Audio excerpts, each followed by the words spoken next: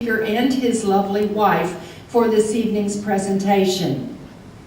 Ron and Patty Buckley are members of this organization and residents of the City of Union. They recently spent an afternoon with Steve and me in our home rehearsing this entire program and making last-minute adjustments. Ron developed this program, but Patty's going to be at the keyboard.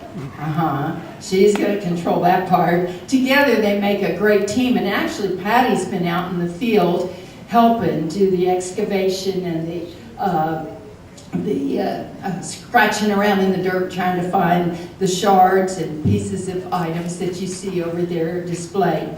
Ron has spent so many hours digging in the dirt on what is now Duke Energy's property, literally looking for refuge, garbage dumps, which is exactly where archaeologists dig to find evidence of past human habitation. And Patty's been there, encouraging him every shovelful of the way. As they sat around our dining room table with us, we looked at each slide, we read the script, making sure every minute element of this program was right on target. And we recognized what this project means to both of them, and we hope it will mean as much to you all.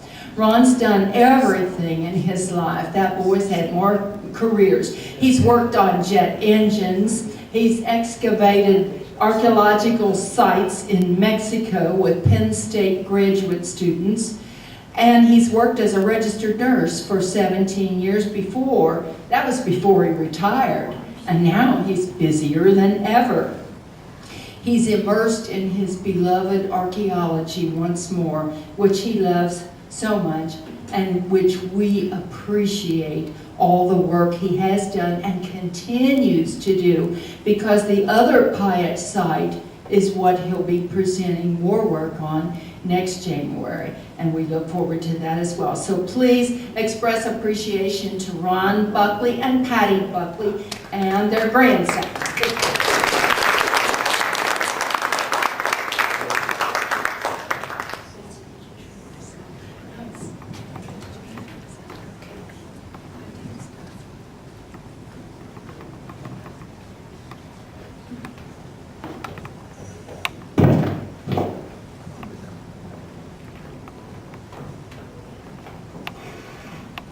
Good evening. My name's Ron.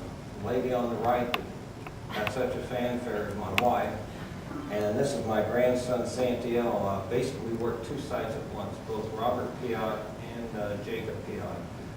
Santiel, between March and about September, comes out with me once a week, walks up a 3-mile mountain range, and we get up to the Jacob Piatt and start working in that area.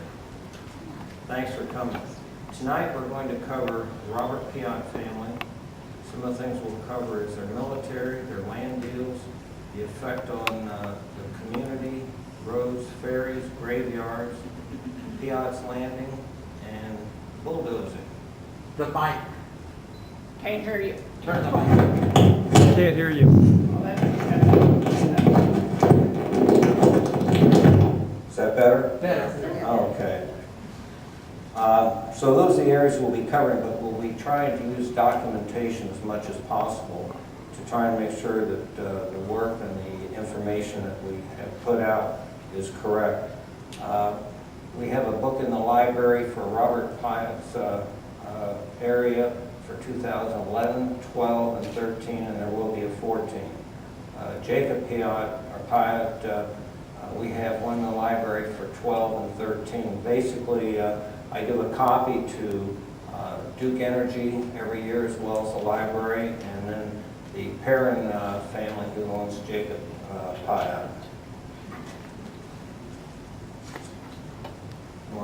Next. This is a color print, or actually a color drawing made by Grace Hunt from Cincinnati, Ohio. Her and her husband came down the Ohio River, and they fell in love with this river landing. This picture is presently in the care of the Hodges, who actually received it from Mrs. Hunt when her husband died. They're sitting right back there. You want to raise your hands? They actually lived there for 44 years. They're the longest people who lived on that area and have given me a lot of knowledge.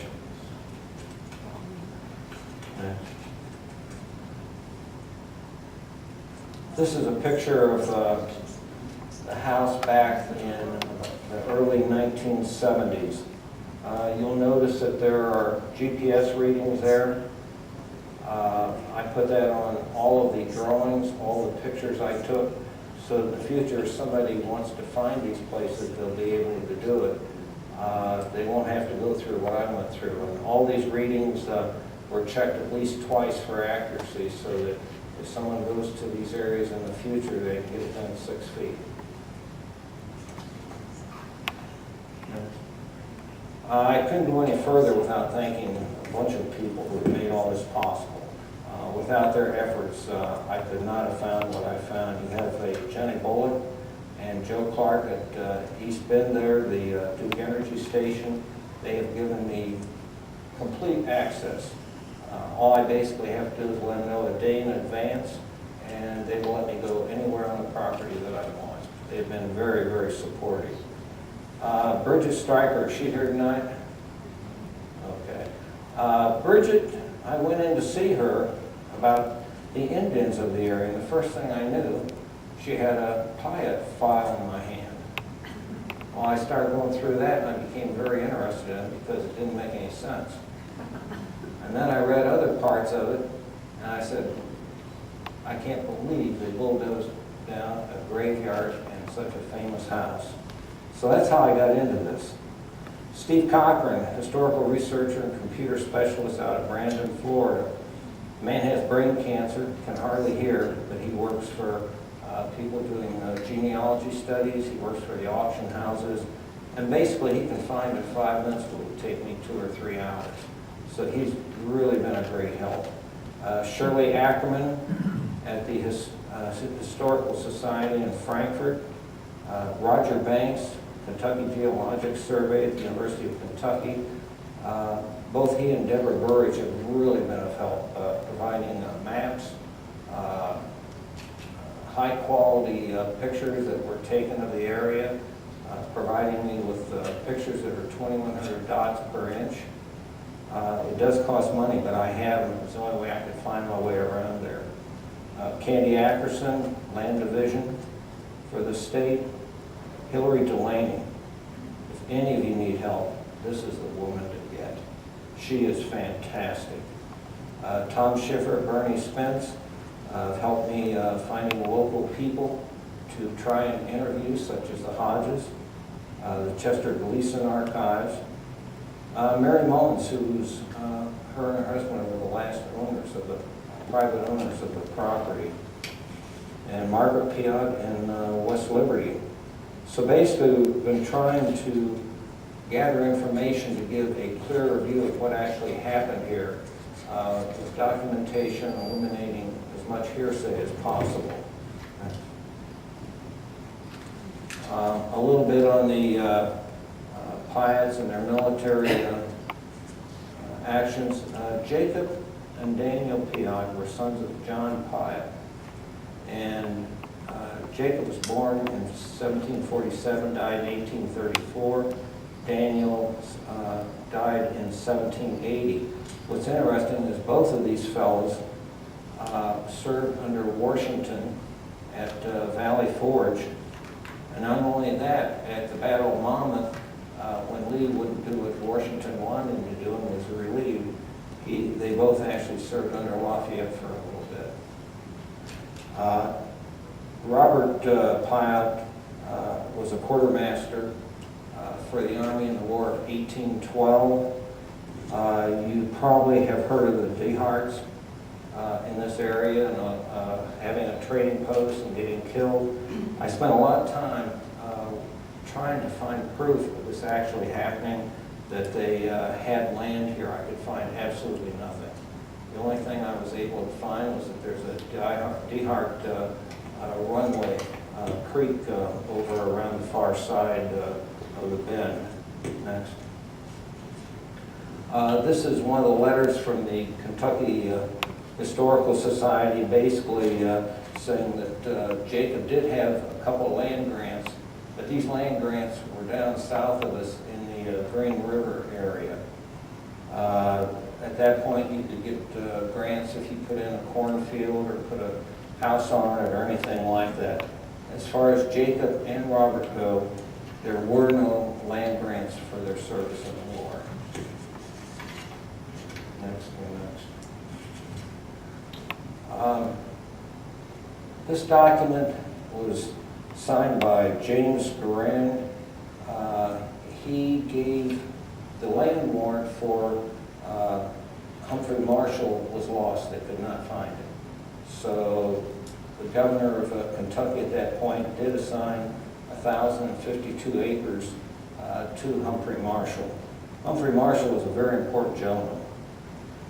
Basically, he had 23 land patents here for 58,000 acres plus. This 1,047 or 50 is the land that eventually ends up with Robert Piatt. But from here, next, the land you will see is where in 1814, 200 of these 700 acres went from the Carneal family to the Robert Piatt family. The thing about these land deeds and that, you've got to read them real careful. We could not find where it went from Humphrey Marshall to Carneal, but the document itself discusses this, that this was originally Humphrey Marshall's property and it came from the Carneal. So this is his first land that he got, and he paid the Carneal family $1,200 for that 200 acres. Next. Later on, the Carneal family, basically the gentleman passed on. The family was heavily in debt and sold 567 acres. It was about 3 different sections to Robert Piatt for $1, and he'd take over all the monies that they owed, be responsible for it, and then Mr. Breckenridge, who was also involved in those, he got $1,200. So for $1,201, you got a lot of land. Next.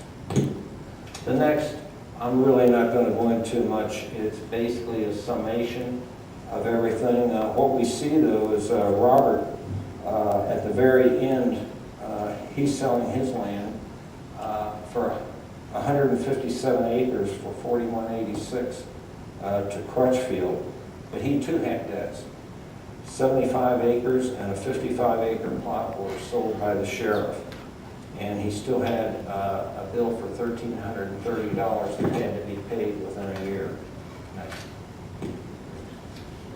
Of course, with all this land, I got interested in the property tax in that, and lo and behold, what do we see? A big increase in land on the left, going up to the 700s, but we also see a number of slaves going up and the number of horses being used.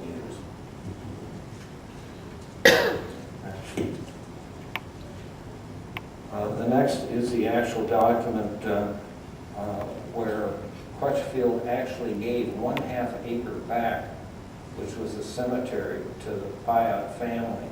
So an interesting question came up to me: